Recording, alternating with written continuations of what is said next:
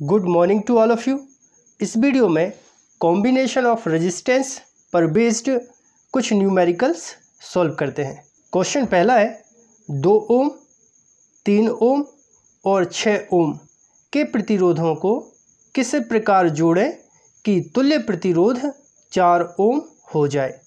इसके लिए 3 ओम और 6 ओम के प्रतिरोधों को समांतर क्रम में जोड़ते हैं। ठीक है, ये 3 ओम का एक रेजिस्टेंस है और दूसरा है 6 ओम का एक रेजिस्टेंस। तो 3 ओम और 6 ओम के रेजिस्टेंस को समांतर क्रम में जोड़ा है। इसके बाद जो 2 ओम का रेजिस्टेंस है इसको हम श्रेणी क्रम में जोड़ देते हैं। ठीक है, बिंदु ए और बी के बीच में 3 ओम और 6 ओम के प्रतिरोधों को समांतर क्रम में जोड़ते हैं और इसके बाद इसके साथ 2 ओम के प्रतिरोध को श्रेणी क्रम में जोड़ देते हैं। इसके बाद देखिए 3 ओम और 6 ओम के प्रतिरोधों को समांतर क्रम में सॉल्व करके देखते हैं कि आंसर कितना आता है। प्रतिरोधों के समांतर क्रम संयोजन में सूत्र कितना होता है, R equal R1 into R2 और अपॉन होता है R1 प्लस R2। ठीक है, सो R इक्वल हो जाएगा, R1 की वैल्यू देखिए कितनी है 3 गुणा R2 की वैल्यू कितनी है 6 अपॉन R1 सो 3 और प्लस R2 तो ये हो जाएगा 6। अब 6 तिया कितना हो जाएगा 18 और 6 और 3 जोड़ के कितना हो जाएगा 9, 9 एकम 9 और 9 दूनी कितना हो जाएगा 18, तो बराबर कितना आ गया 2। सो R इक्वल हो जाएगा 2 ओम। मतलब 3 ओम और 6 ओम के प्रतिरोधों को जब समांतर क्रम में जोड़ा जाता है तो तुल्य प्रतिरोध कितना आता है 2 ओम।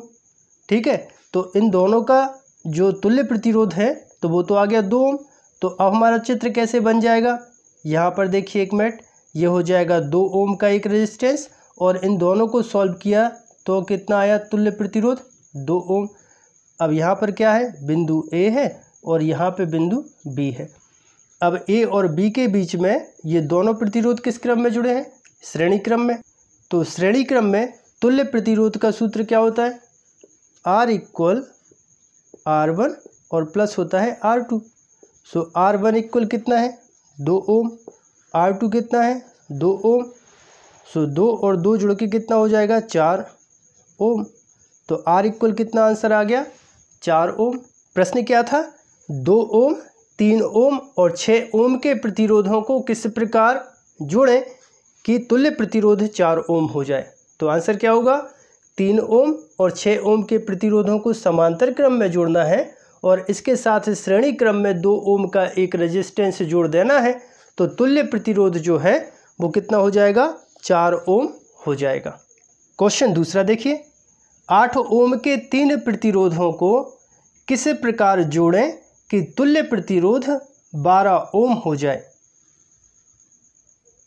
तो प्रश्न अनुसार हमारे पास 8 ओम के 3 रेजिस्टेंस हैं और इन तीनों रेजिस्टेंस को हमें ऐसे जोड़ना है कि जो तुल्य प्रतिरोध है वो 12 ओम हो जाए। तो इसके लिए हम क्या करते हैं, 8 ओम और 8 ओम के 2 रेजिस्टेंस को हम जोड़ देते हैं समांतर क्रम में और इसके साथ श्रेणी क्रम में जोड़ देते हैं तीसरा जो 8 ओम का प्रतिरोध है। अब इनको हम सॉल्व करके देखते हैं कि हमारा उत्तर जो है वो 12 ओम आता है कि नहीं। तब यहाँ पर देखिए 8 ओम और 8 ओम के प्रतिरोध किस क्रम में जुड़े हैं, समांतर क्रम में। और समांतर क्रम का जो सूत्र होता है प्रतिरोधों का वो क्या होता है, R equal R1 into R2 और अपॉन होता है R1 प्लस R2। तब R इक्वल हो जाएगा R1 की वैल्यू 8, R2 की वैल्यू 8 अपॉन 8 प्लस 8। अब 8 8 जा कितना हो जाएगा 64। अब 8 और प्लस 8 कितना हो जाएगा 16। आगे देखिए, अब 16 एकम 16 और 16 चौके कितना हो जाएगा 64। तो R इक्वल कितना आ गया, ये आ गया आंसर 4 ओम। अब देखिए चित्र कुछ इस तरह से बन जाएगा, यहाँ पर इन दोनों को सॉल्व किया तो आंसर कितना आया 4 ओम। यहाँ पर कितना लगा है 8 ओम, ये B है और ये पॉइंट A है। मतलब ये है कि 4 ओम और 8 ओम के प्रतिरोधों को अब हम श्रेणी क्रम में सॉल्व करते हैं। तो श्रेणी क्रम का जो सूत्र क्या होता है, R इक्वल R1 प्लस होता है R2। तब आगे देखिए R1 की वैल्यू कितनी है 4, R2 की वैल्यू कितनी है 8, 8 और 4 कितना हो जाएगा, जोड़ के हो जाएगा 12 और प्रतिरोध का मात्रक होता है ओम। तो आंसर हो जाएगा R इक्वल 12 ओम। तो प्रश्न आपको समझ में आ गया।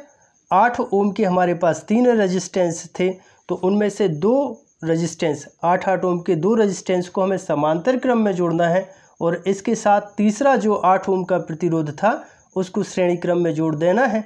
तो हमारे पास जो तुल्य प्रतिरोध है वो 12 ओम आ जाएगा। तो यदि आप सभी को वीडियो पसंद आया हो तो आप हमारे चैनल को सब्सक्राइब करें, वीडियो को लाइक करें और वीडियो को अपने दोस्तों के साथ शेयर करें।